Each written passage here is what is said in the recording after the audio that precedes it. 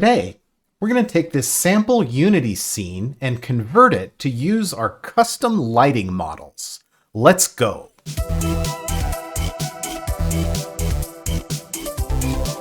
Alright, so we're in the middle of a series of videos about custom lighting, and I've been showing you that you can go beyond the standard material properties of color, normal, smoothness, and metallic, and actually edit how the lighting works in shader graph in Unity, and also in Unreal's material editor. There's a ton of great information in this series. I'll post a link to the whole playlist down in the description, so you can catch up if you haven't seen my previous videos. Today, I'm going to show you how you can take an existing scene like this one and convert it to use our custom lighting that we've been working on.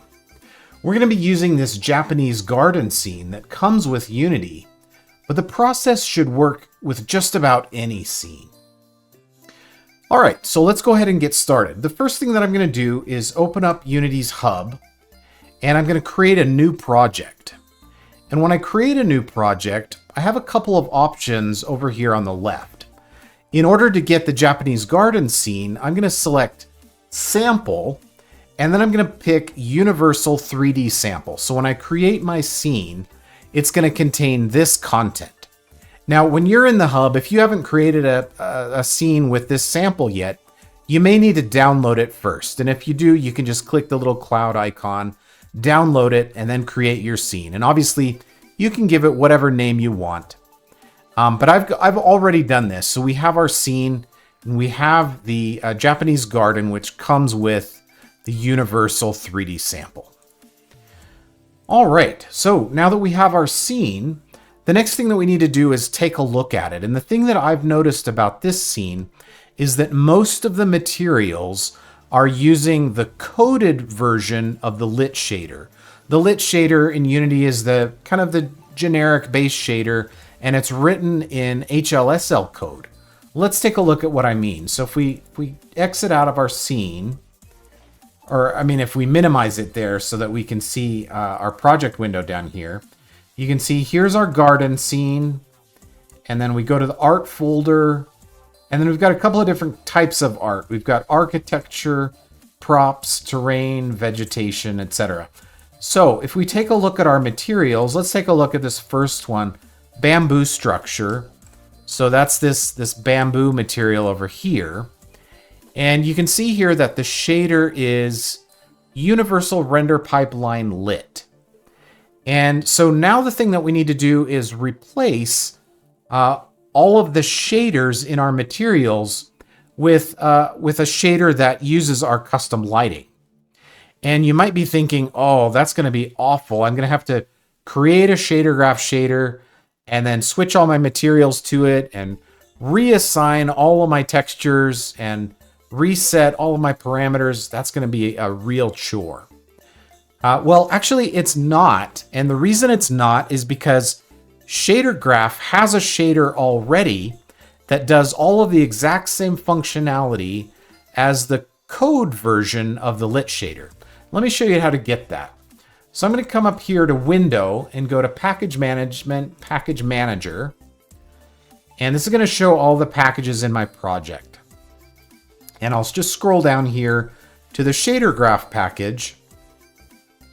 And then from here, I'm going to switch to the Samples tab. So these are all of the samples that Shader Graph comes with. And there's all kinds of really amazing, useful things in this samples area. If you're new to Shader Graph and you're learning, these are super helpful. But the one that we're going to do today is called Production Ready Shaders. So it says, it contains a collection of Shader Graph assets that are ready to be used in your production. So all you have to do is hit the import button over here. Now I've already imported it, so mine says update, but until you've imported it, it's going to say import. So you just hit that button and it'll bring in the production ready shaders sample. So let me show you where to find that. If we come up here, we can minimize our scenes. We can open up samples and then shader graph, and then whatever version number you're using, and then production ready. Now, if we come here to this lit folder, you can see that there's an asset here called URP lit. And I'm just going to double click this and open it up. And you can see that we've got a very complex looking shader.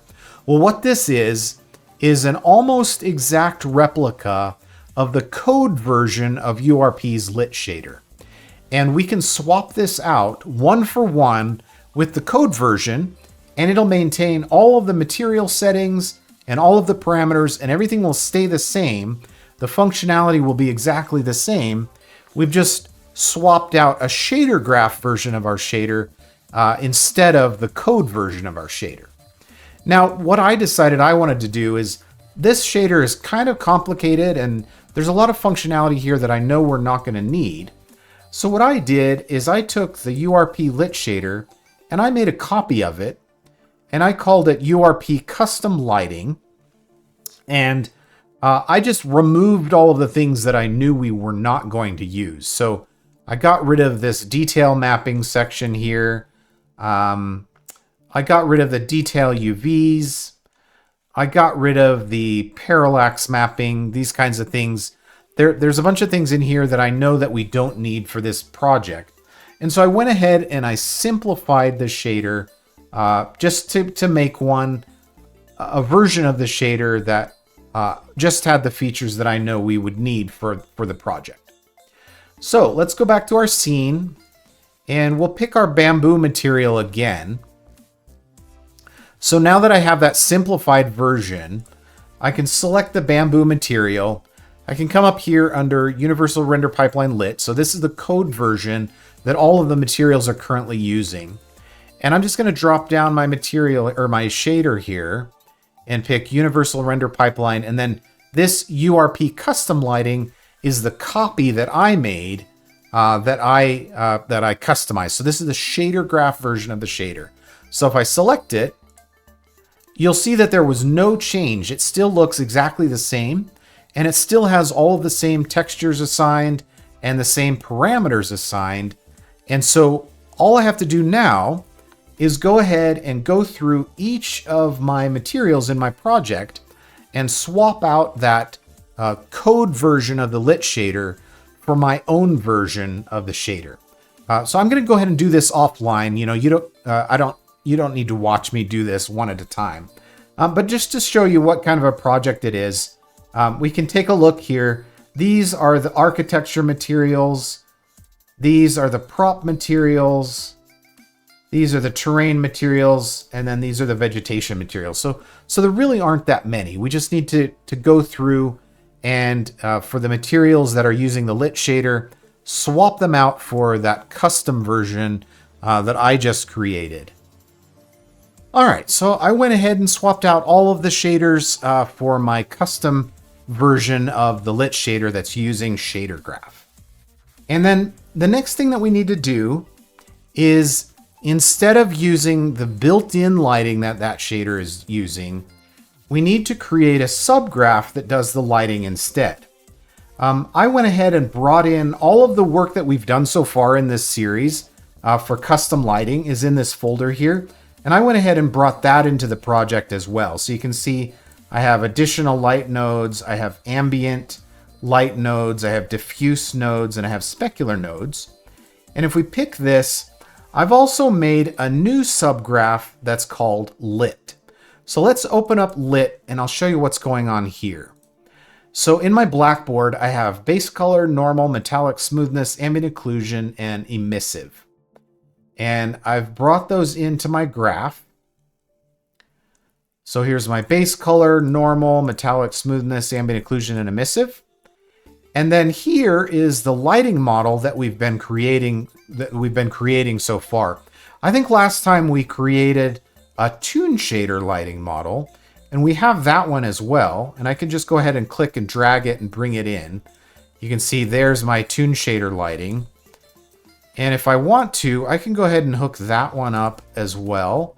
So I'll just connect up my base color, my normal, my metallic, my smoothness, and my ambient occlusion.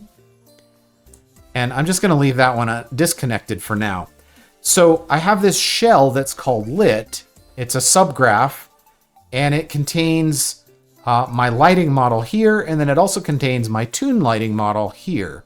And I'll show you why that's cool in a minute. But the first thing that I need to do is take this lit subgraph that I've created and add it to the shaders that my scene is using.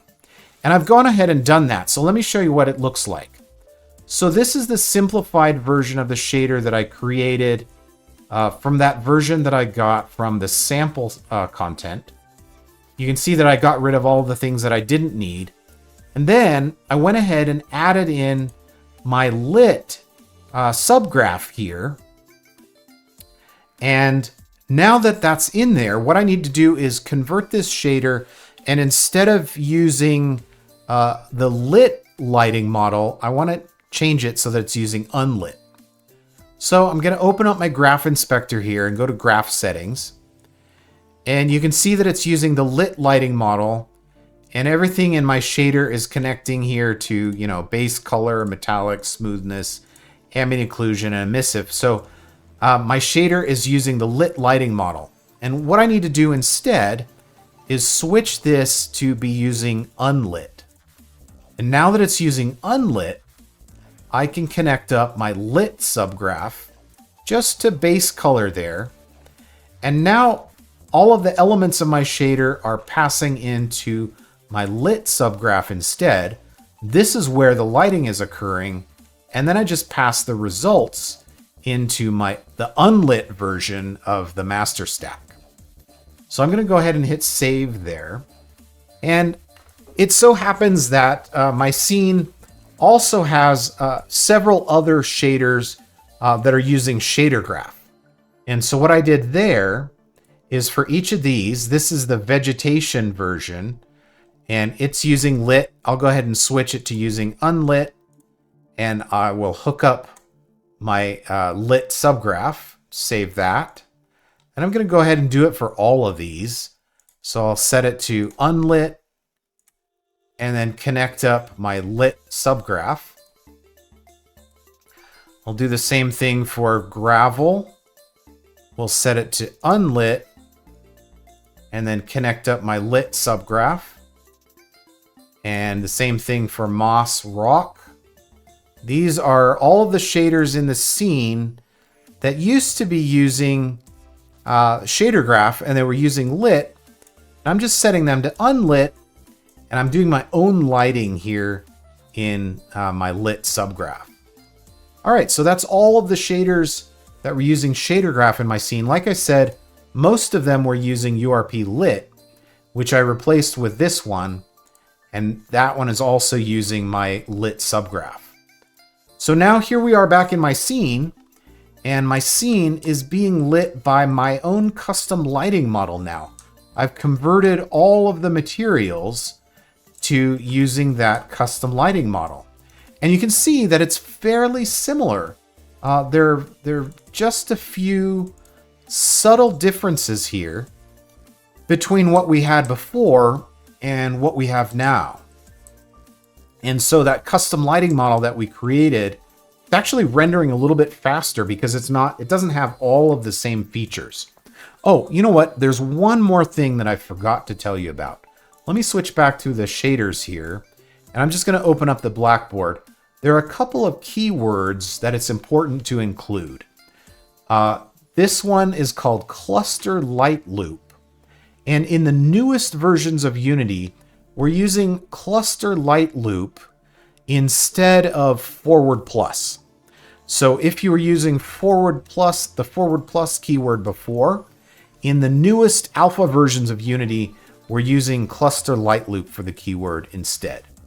And then I'm also using this other keyword called light cookies.